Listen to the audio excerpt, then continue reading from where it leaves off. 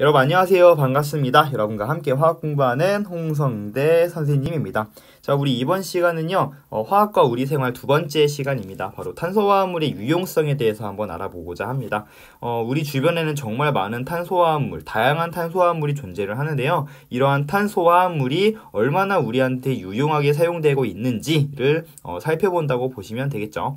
자, 그럼 탄소화합물이라고 하는 말의 개념의 의미부터 먼저 살펴봐야겠죠. 판서를 통해서 먼저 살펴보고 다시 프린트로 넘어오겠습니다.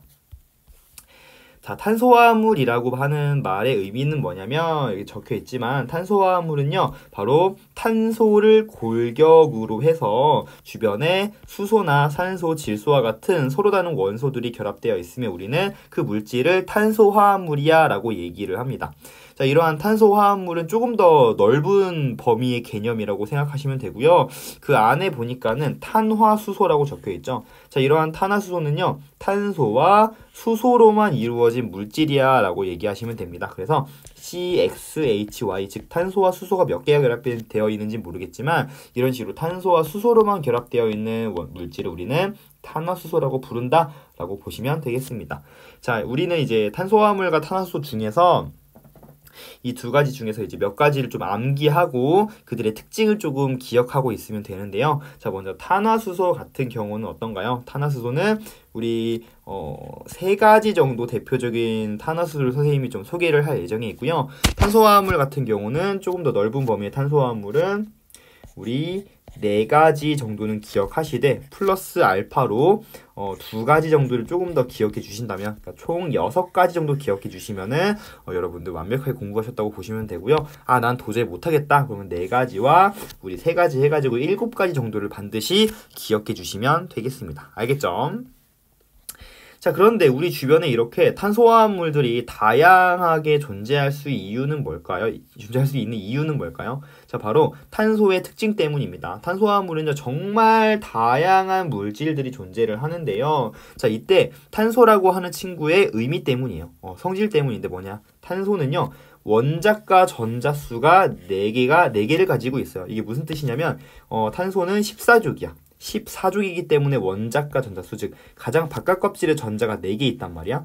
근데 이제 원소가 안정해지기 위해서는요, 가장 바깥 껍질의 전자가 총 8개가 만족을 해야지, 즉 옥텟 규칙을 만족해야 안정해진다라고 배웠죠. 그러다 보면은 4번의 공유 결합을 해야 되는 겁니다. 다시 얘기해서 공유 결합이 총 4개가 형성을 할 수 있다는 거죠. 서로 다른 원소와 4번의 결합을 할 수 있다 보니까 정말 다양하게 결합을 할 수 있고, 뭐 이중 결합이나 삼중 결합과 같은 이러한 결합도 가능하기 때문에 이러한 탄소화합물들은요 정말 다양하게 존재할 수 있어 라고 설명할 수가 있는 거죠. 그죠? 자, 그러면은 우리 대표적으로 선생님이 얘기했던 탄화수소 3가지 그리고 탄소화합물 4가지 플러스 2가지를 하나하나 살펴보도록 하겠습니다. 선생님이 암기 이렇게 적어놨죠? 요 3가지는 일단 탄화수소는 반드시 암기해 주시기 바랍니다. 자, 우리 이 친구들을 이름을 좀 붙여야 돼요. 이름을 좀 붙여야 되는데 이름 붙이는 거 어려워할까봐 쌤이 일단 이름 붙이는 그 규칙을 조금 여담으로 소개를 하려고 하는데, 요 이름 붙이는 규칙은 몰라도 되는 내용입니다. 그냥 요런 규칙을 가지고 이름을 붙이기도 하는구나 라는 정도로만 기억하시면 돼요. 그래서 탄소화합물의 이름을 붙일 때는요, 일단 탄소가 하나일 때는 메타라는 말을 쓰고요, 2개일 때는 에타, 3개일 때는 프로파라는 말을 씁니다. 접두어라고 하죠. 그리고 이제 탄소 4개일 때는 뷰타, 5개일 때는 펜타. 여러분들 이제 롤 게임할 때 펜타킬 이런 말 쓰잖아요. 5명의 영웅을 죽이면, 그지? 6개는 이제 헥사 이런 말을 씁니다. 자, 그리고 탄화수소의 종류가 또 몇 가지가 있는데요. 탄소가 만약에 탄소 N개, 자, 요즘 크게 쓸까요? 여러분들 지금 TV로 보고 있죠? 탄소가 N개고 H가 2N 플러스 2개 이런 식으로 존재하는 탄화수소가 있고요. 탄소가 만약에 N개 있다면 수소는요 2N개에 있는 이런 형식의 탄화수소도 존재하고요. 탄소가 N개 있을 때 수소가 2N-2개 이런 형태의 탄화수소도 존재하거든요. 뭐 이때 이들의 이름을 몰라도 되지만 이 CnH2n 플러스 2개의 형태를 지닌 우리 탄화수소를 알케인이라고 뭉뚱그려서 이렇게 얘기를 합니다. 뭐 CnH2n은요 알케인이라고 얘기를 하고요. CnH2n-2는 알카인이라고 얘기하는데, 몰라도 된다. 몰라도 돼요. 아예 몰라도 되는데 그냥 이름 붙일 때 요거를 이제 사용하거든요. 이때 이제 알케인은 전미사로 뒤에 이제 에인이라는 걸 동시에 씁니다. 그래서 우리 얘네들 같은 경우는 전부 다 이제 탄소 하나에 4개, 지금 보면은 3개에 8개, 4개에 10개. 지금 보면 전부 다 CnH2n의 형태란 말이야. 전부 알케인의 형태거든요. 자, 몰라도 되는데 명명 하나 하려고 지금 이렇게 구질구질하게 설명하고 있는 거예요. 자, 탄소가 1개 있네요. 그러면 우리 메타라고 이름을 붙이기로 했죠. 메타. 근데 이건 알케인의 종류니까 메테인 이렇게 붙인다는 겁니다. 3개 있으면요. 프로파라고 붙이기로 했어. 프로파. 근데 얘도 이제 알케인이기 때문에 에인을 붙여서 프로페인 이렇게 붙인다고. 탄소가 4개일 때는 뷰타라고 하기로 했는데 얘도 알케인의 종류이기 때문에 뷰테인 이렇게 붙이기로 했습니다. 자, 이 이름을 붙이는 규칙은 전혀 모르셔도 되고요. 자, 우리는 요것만 기억하시면 됩니다. 아, 화학식과 이름 정도는 반드시 기억해 주시길 바랍니다. 좀 이따가 각각이 어떠한 성질이 있는지도 조금 기억해 줬으면 좋겠어요. 자, 그리고 알아야 될 두 번째 이제 탄소화합물 4가지 해서 선생님이 좀 4가지를 적어봤는데요. 먼저 여기 있는 두 녀석부터 봅시다. 자, 보니까 CH3OH라고 해서 얘를 굳이 왜 OH를 이렇게 바깥에서 썼을까에 대한 의문이 좀 들었으면 좋겠어요.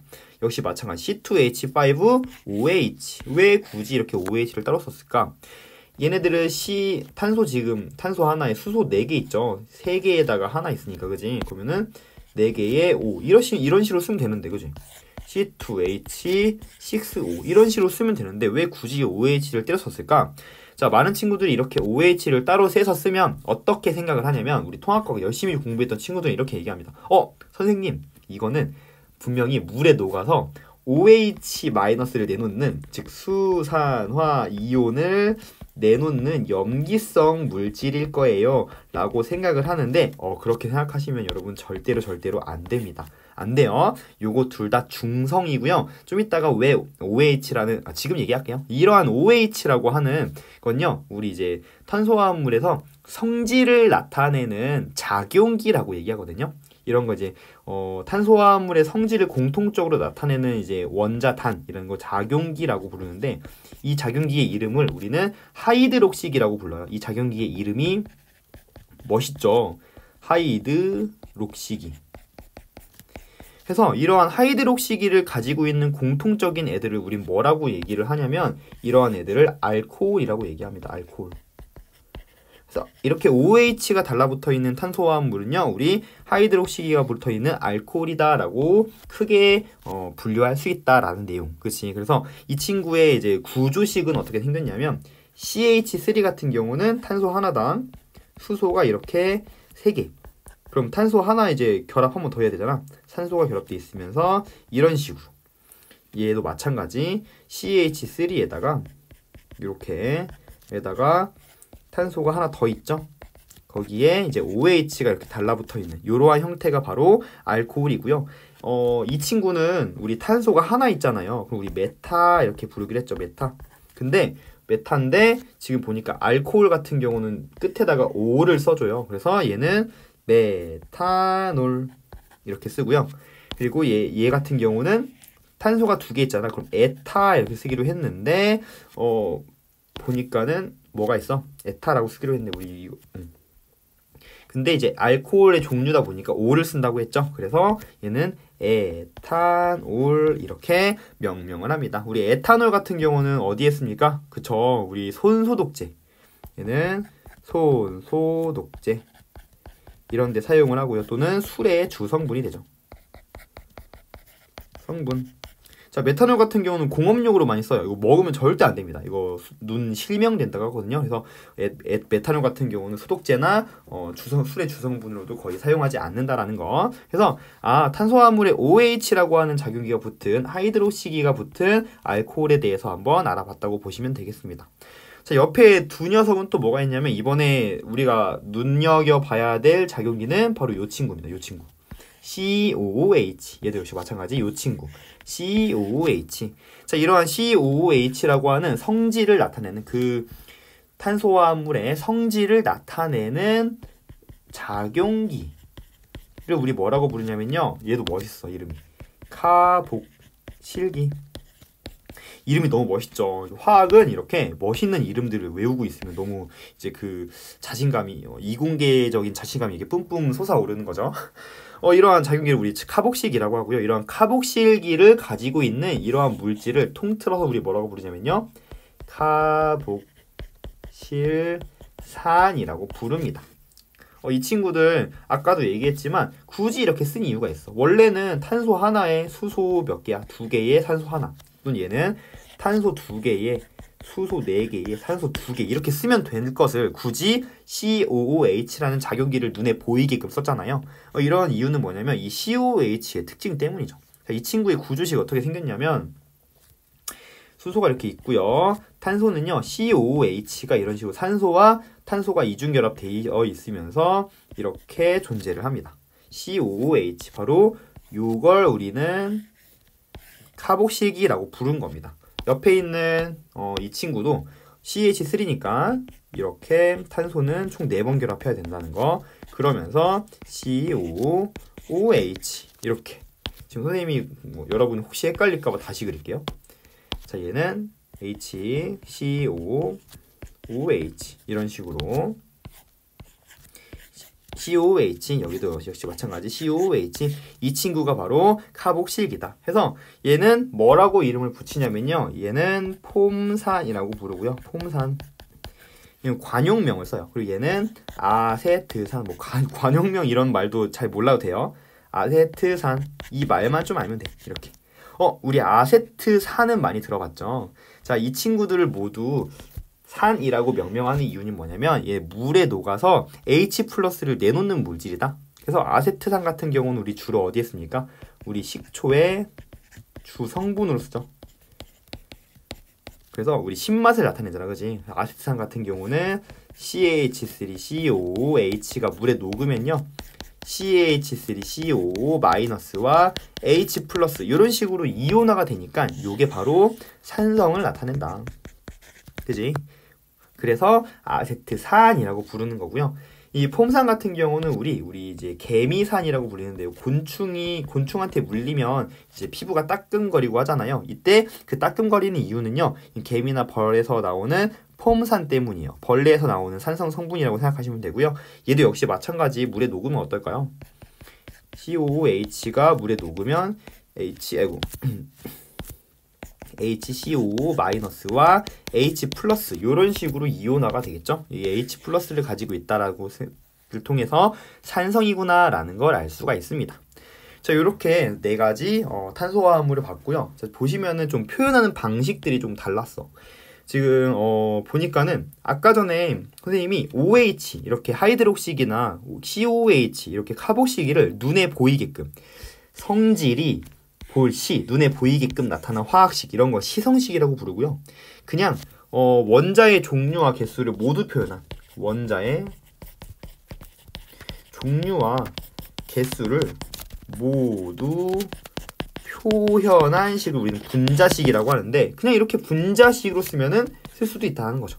분자식 또는 그 각각의 모든 결합이 이중결합인지 삼중결합인지 알 수 있도록 이렇게 구조로도 이제 화합물을 나타낼 수 있거든요. 이런 거 우리는 구조식이라고 한다. 그래서 화학 물질을 나타내는데 화학식을 분자식으로도 쓸 수도 있고 뭐 시성식으로도 쓸 수도 있고 구조식으로도 쓸 수도 있구나 라는 정도로 여러분들 생각하시면 되겠습니다.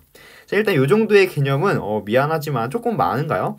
우리가 암기를 해두시고 우리 주변에 이러한 물질들이 자주 사용되고 있구나를 우리 살펴봐 주시기를 바랍니다. 자, 그럼 위로 가서 조금만 더 자세히 살펴볼게요. 자, 아까 전에 탄화수소 명명만 했지 걔네들 어디에 사용되는지 우리 얘기 안 했잖아, 그지?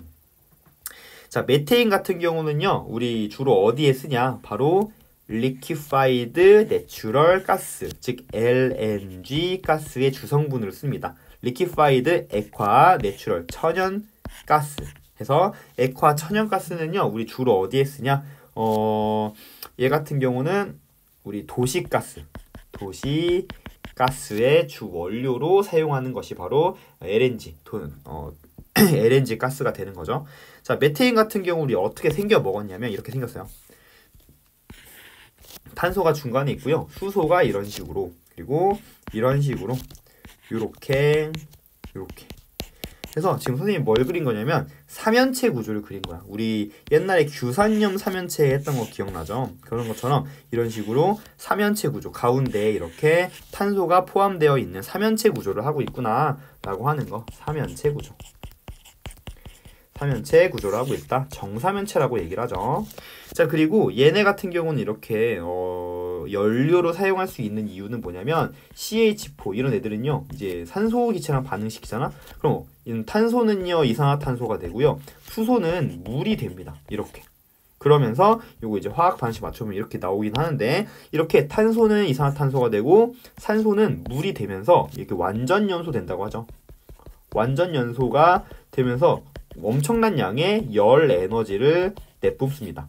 그러다 보니까 이 열 에너지가 많이 사용되면은 우리는 이 에너지를 난방으로 이용할 수 있는 거죠. 난방열로 이용할 수 있는 거죠. 따라서 도시가스는 이렇게 난방열로 사용할 수가 있다라는 거. 프로페인과 뷰테인도 역시 마찬가지인데요. 얘네 두 개를 섞어가지고 우리는 리퀴파이드 이거 뭐라고 됐죠? 페트롤럼? 이거 아무튼 석유라는 뜻이래요. 한번 잘 읽어보세요. LPG 가스로 이용을 하고요. 액화 석유가스입니다. 이거 이름이 좀 비슷해가지고 좀 헷갈릴 수 있는데 프로페인과 뷰테인은 섞어가지고 LPG 가스로 이용한다. 선생님도 이제 LPG 자동차 사용하고 있거든요. 자동차 연료로 사용하거나 역시 마찬가지에도 난방으로 쓰기도 한다라는 거. 그래서 LPG 가스와 LNG 가스를 좀 구분해서 여러분들 알아주시기를 바랍니다. 여러분 딱 보면은 LPG랑 LNG 중에 누가 더 무거워 보여요? 둘 중에? 얘는 이제 CH4인데 얘는 C3H8과 C4H10. 그러니까 더 탄소와 수소가 더 많이 존재하잖아요. 그러다 보니까 LPG 가스가 더 무거워요. 그래서 만약에 LNG 가스가 누출이 되잖아? 그러면 LNG 가스는요, 집이 이렇게 만약에 있으면 LNG 가스는요 공기보다 무거워서 LNG 가스가 누출이 되면은 이 천장부터 채워져요. 그러니까 LNG 가스를 누출이 되는 걸 감지하는 감지기는요, 이 LNG 가스는 이 천장에 달아야 되고요. LPG 가스 같은 경우는 무겁단 말이야. 그러다 보니까 공기보다 무거워서 밑에부터 차곡차곡 쌓여요.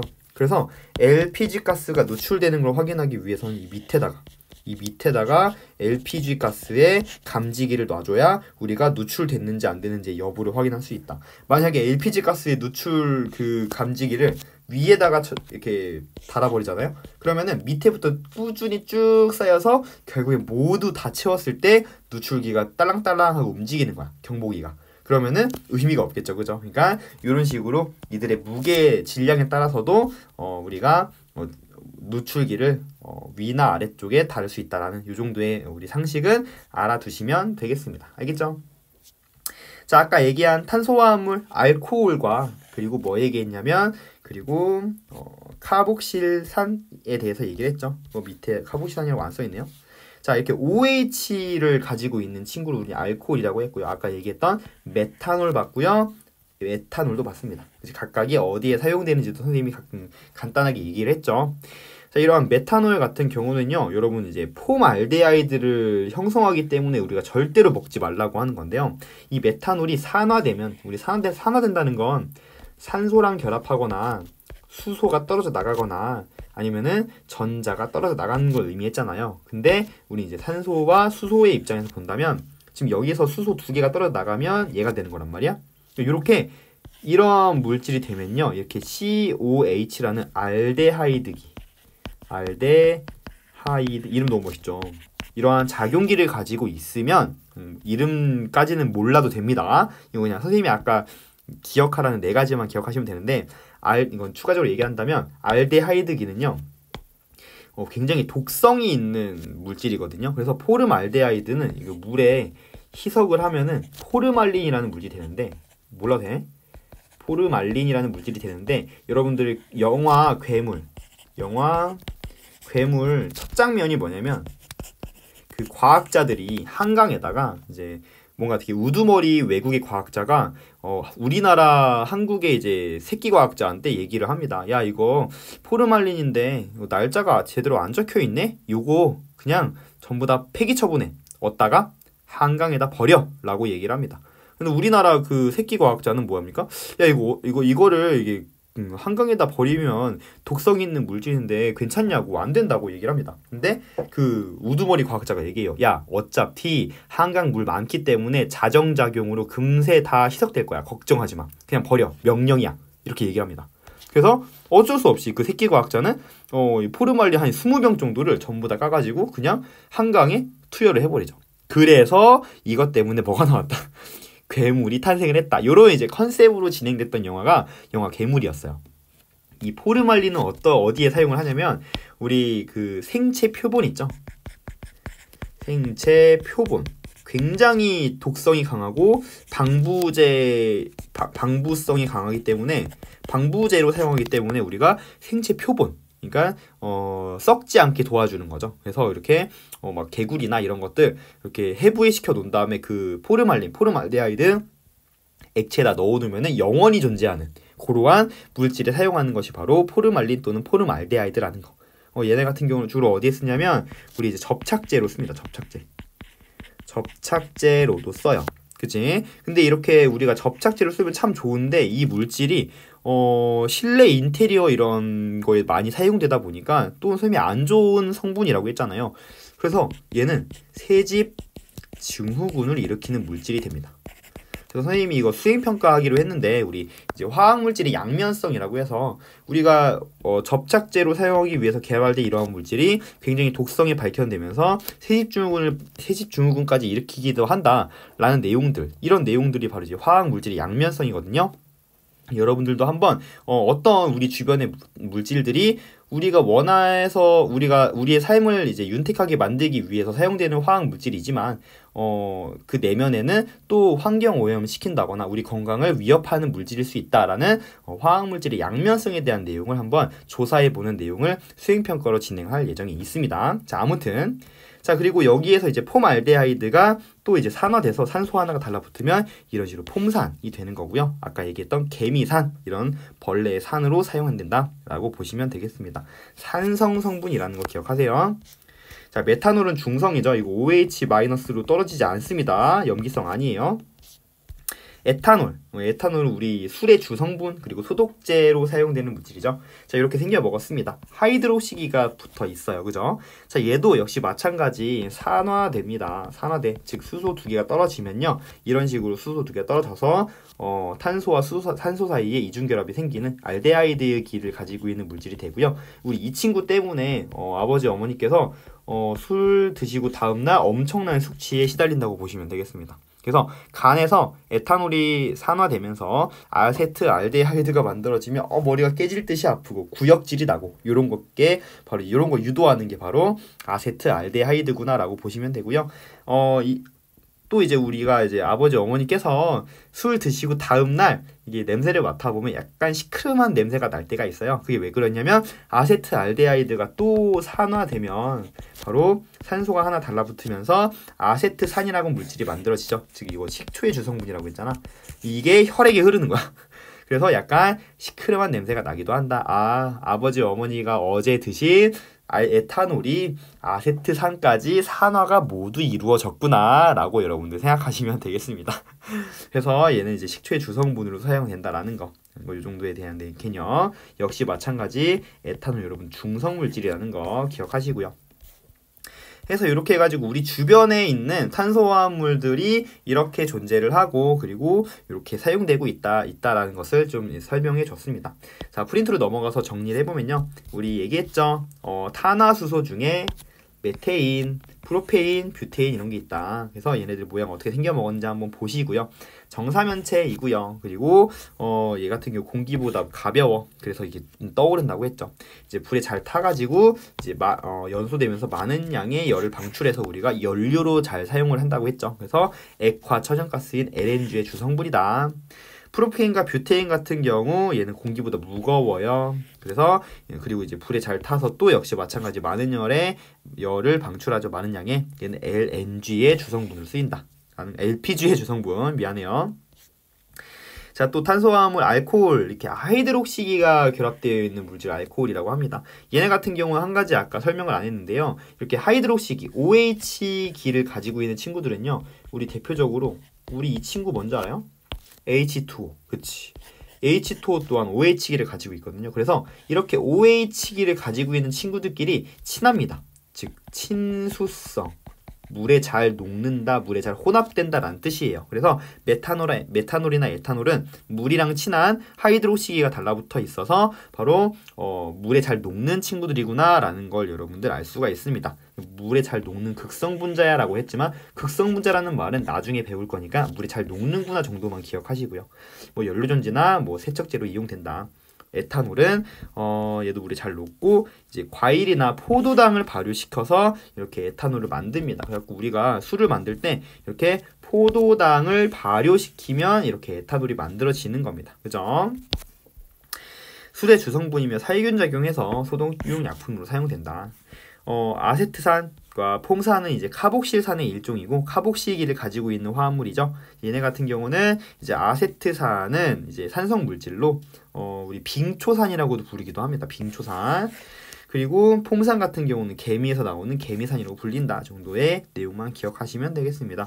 이제 그 밖에 탄소화물로 뭐 아세톤 이런 거 많이 들어봤죠. 아세톤은 이제 우리 매니큐어 지우는 용도로 쓰이고요. 그리고 폼알데하이드 아까 얘기했던 거 요거 방부제로 사용하거나 접착제로 사용한다. 실내 가구 그래서 새집 증후군의 원인 물질이 된다라는 거 또는 아까 얘기한 그 괴물의 첫 장면 포르말린이 바로 이제 그 방부제로 사용되는 생체 표본의 물질인 거죠. 그죠?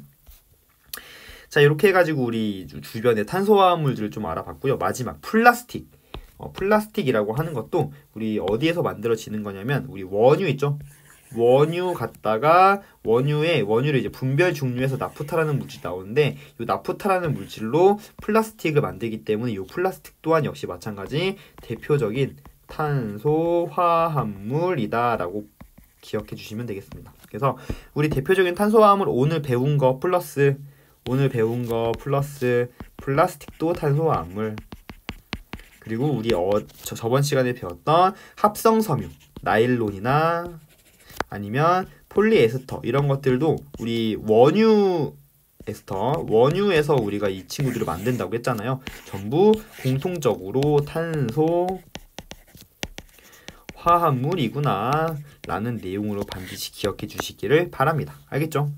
자, 이렇게 해가지고 우리 일단은 1단원의 소단원인 이제 화학과 우리 생활에 대한 내용을 총 마치도록 하겠습니다. 자, 해당 내용 다시 한번 복습해 주시고요. 다음 시간부터는요 조금 이제 우리가 이제 암기 여기까지는 조금 이제 어느 정도의 이해와 암기 정도로 내용이 이해가 된다면 그 다음 시간부터는요 조금 머리를 쓰셔야 돼요. 그래서 이제 화학식량과 몰부터 조금씩 어려워지기 시작하거든요. 해당 내용 여러분들 복습 열심히 하시고요. 다음 시간에 조금 더 집중하는 모습으로 보도록 합시다. 여러분들 고생 많았습니다. 안녕.